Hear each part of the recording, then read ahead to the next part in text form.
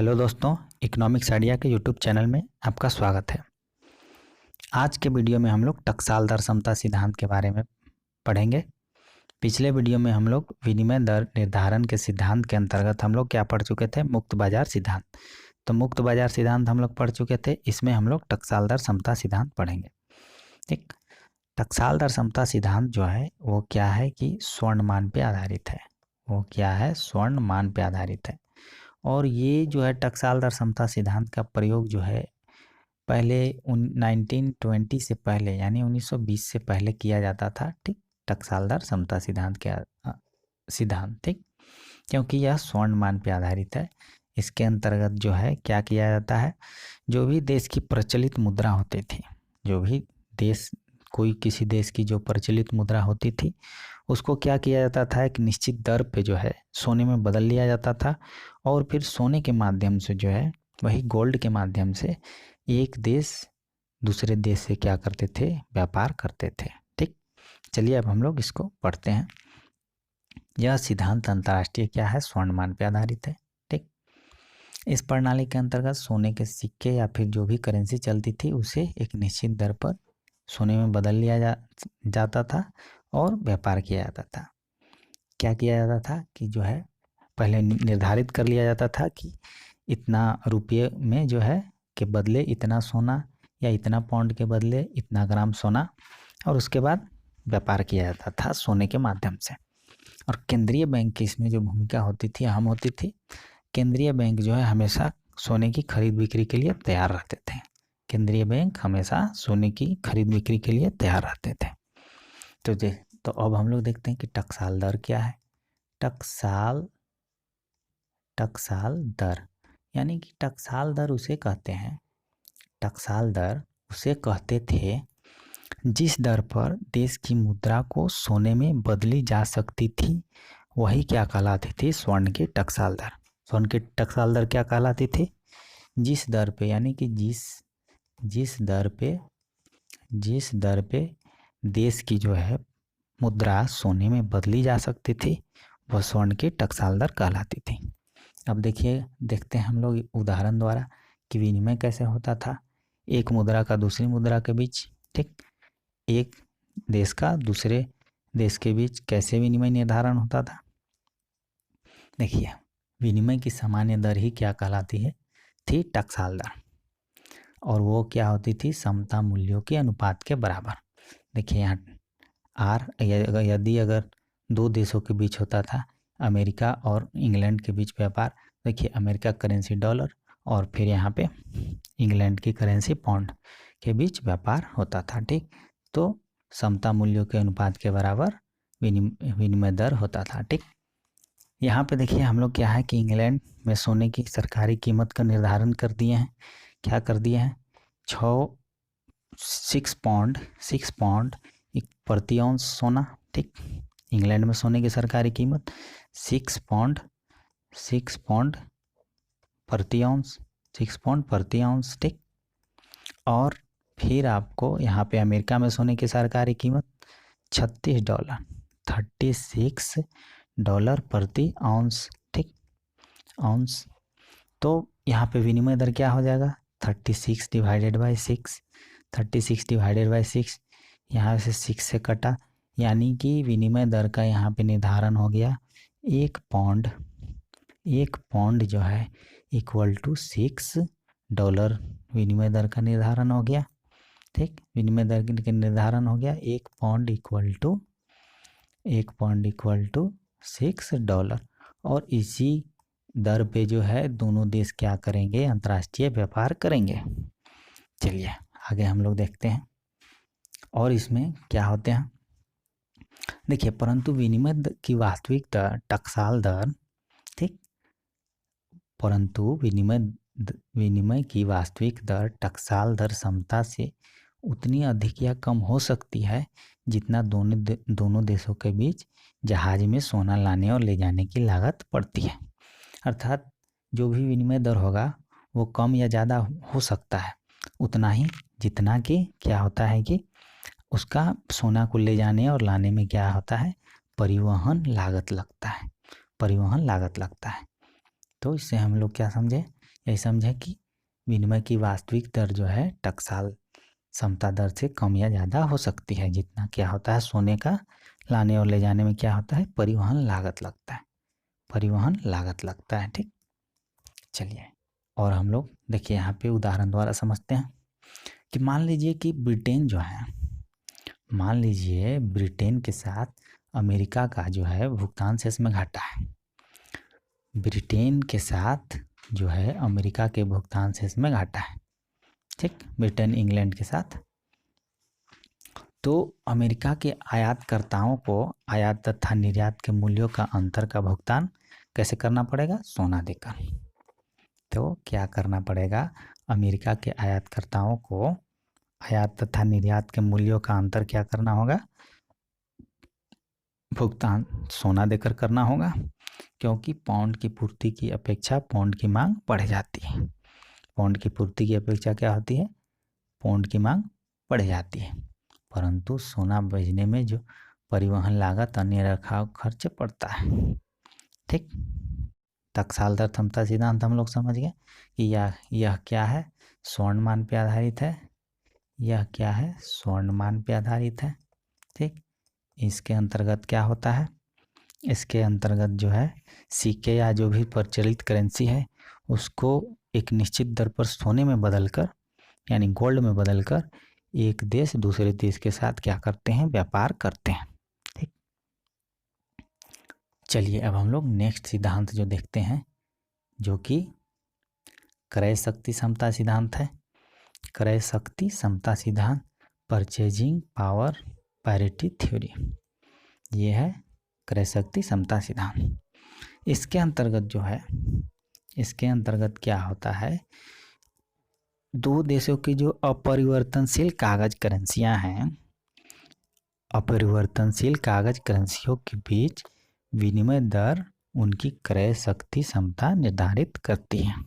यही है purchasing power parity theory.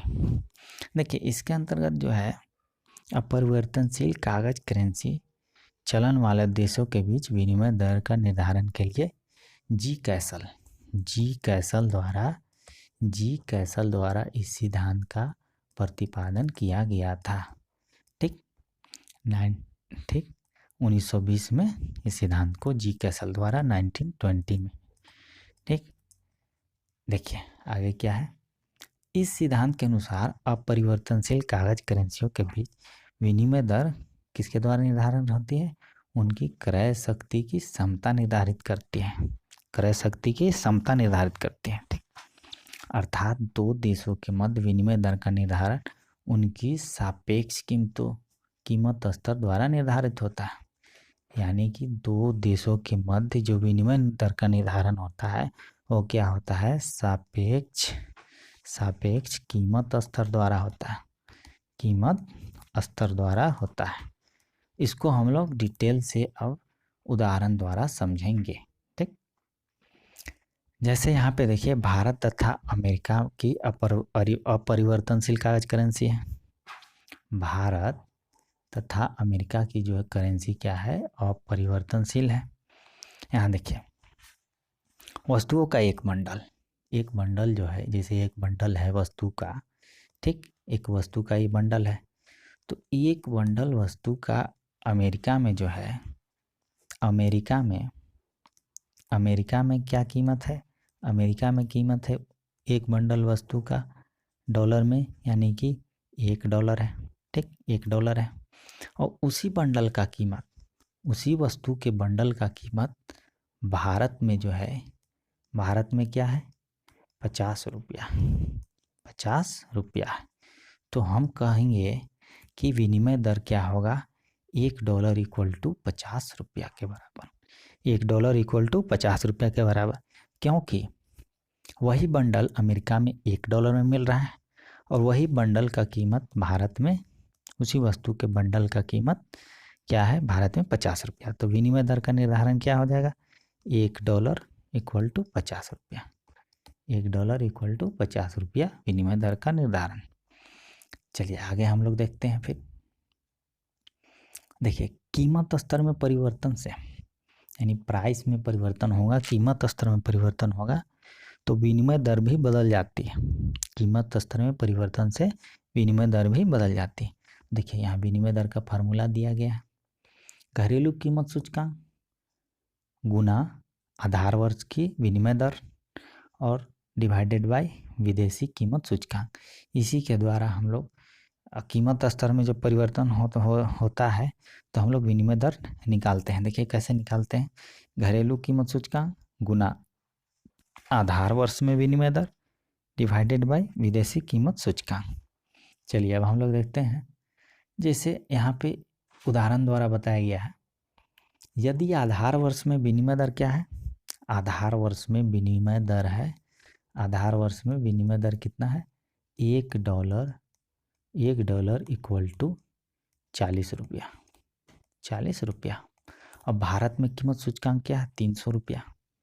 कीमत सूचकांक भारत में जो है, कीमत सूचकांक जो है क्या है, कीमत सूचकांक कितना है, 300 रुपया। और अमेरिका में कीमत सूचकांक कितना है, अमेरिका में कितना है कीमत सूचकांक, ये दे दिया गया हम लोग को 200।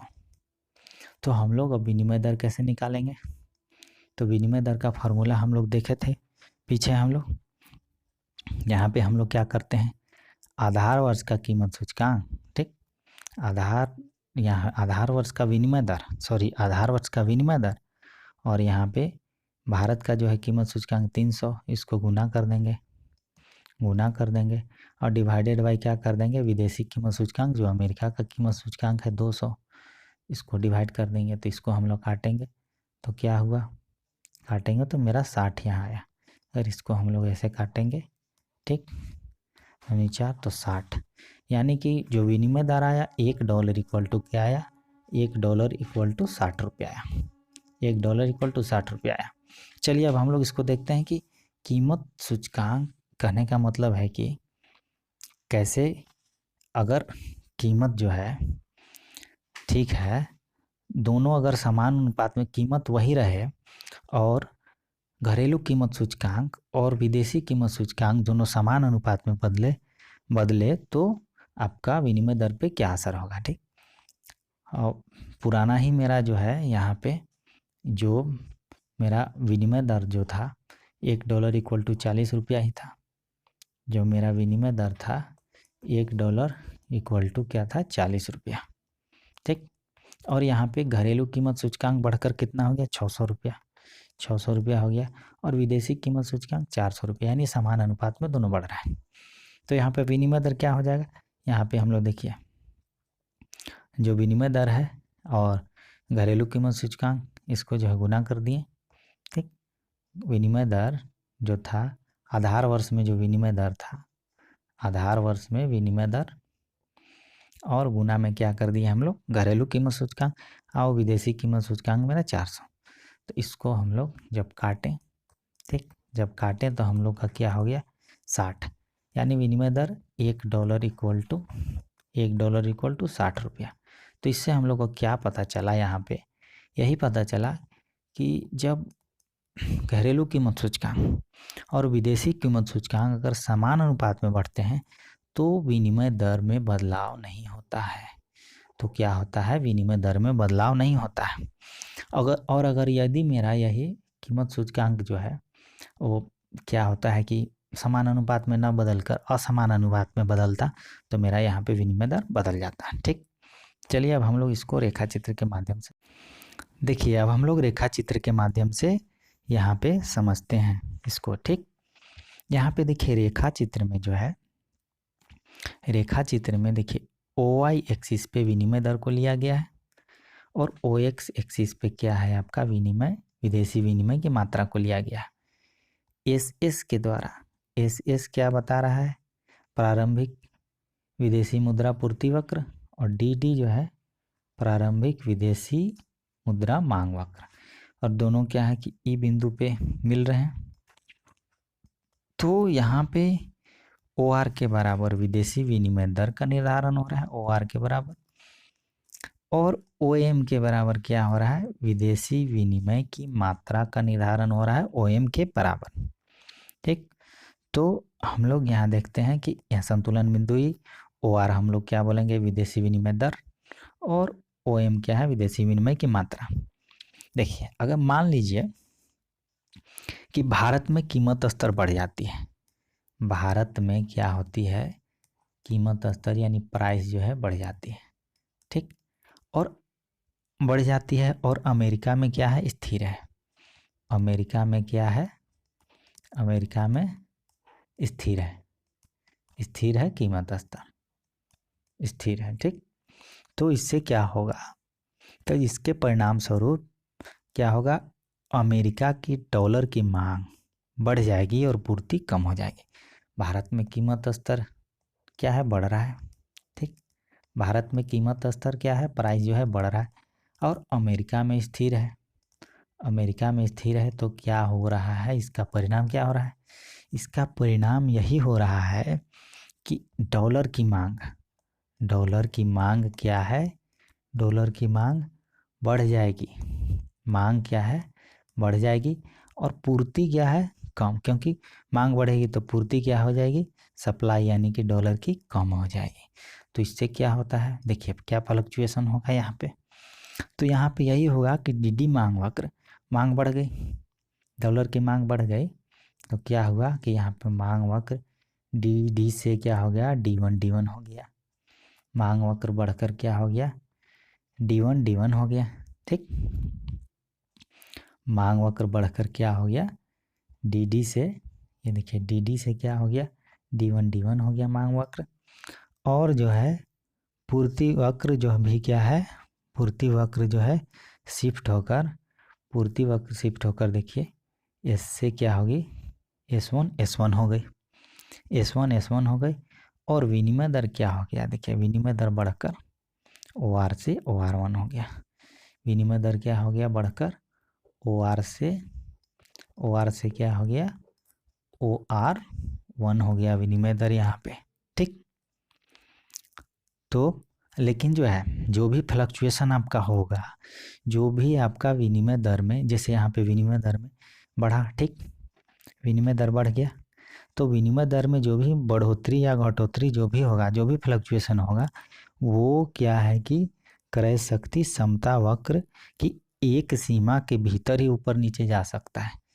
देखिए जो भी है, ये जो है एक सीमा है, ये है एक्सपोर्ट पॉइंट है, ठीक, एक्सपोर्ट पॉइंट है, और यहाँ पे देखिए परचेजिंग पावर पैरिटी है, और ये है आपका इंपोर्ट पॉइंट। तो कहने का मतलब है कि जो भी क्रय शक्ति समता सिद्धांत के अंतर्गत जो है, एक सीमा के ऊपर नीचे ही क्रय शक्ति समता वक्र एक सीमा के क्या है कि भीतर ही ऊपर या नीचे जा सकता है, ठीक। ये जो है यहाँ पे परचेजिंग पावर पैरिटी को दर्शाया गया। तो इसको हम लोग रेखा चित्र के माध्यम से भी समझ लिए, ठीक, रेखा चित्र के माध्यम से समझ लिए। एक बार हम लोग ऐसे ही शॉर्ट में देखते हैं। देखिए भारत में क्या हो जाता है, कीमत स्तर बढ़ जाती है और अमेरिका में स्थिर रहती है। भारत में कीमत स्तर बढ़ जाती है, कीमत स्तर बढ़ जाती है, अमेरिका में स्थिर रहती है। इसका परिणाम क्या होता है, अमेरिकी डॉलर का जो है क्या हो जाता है, मांग बढ़ जाता है, डिमांड बढ़ जाता है, और इसका पूर्ति क्या होता है, कम हो जाता है, पूर्ति कम हो जाता है। जैसे डिमांड वक्र देखिए शिफ्ट होकर D1 पे चला गया, और सप्लाई वक्र इधर देखिए सप्लाई वक्र शिफ्ट होके S1 पे चला गया, यानी कि सप्लाई कम हो गया, ठीक, सप्लाई कम हो गई, और यहाँ पे विनिमय दर क्या हो गया, बढ़कर OR1 हो गया। तो यही था हम लोग का क्रय शक्ति समता सिद्धांत, क्रय शक्ति समता सिद्धांत। नेक्स्ट वीडियो में हम लोग एक सिद्धांत जो हम लोग का बचा हुआ है भुगतान से सिद्धांत, उसके बारे में हम लोग पढ़ेंगे। तो चैनल को देखते रहिए, लाइक कीजिए, सब्सक्राइब कीजिए, और धन्यवाद।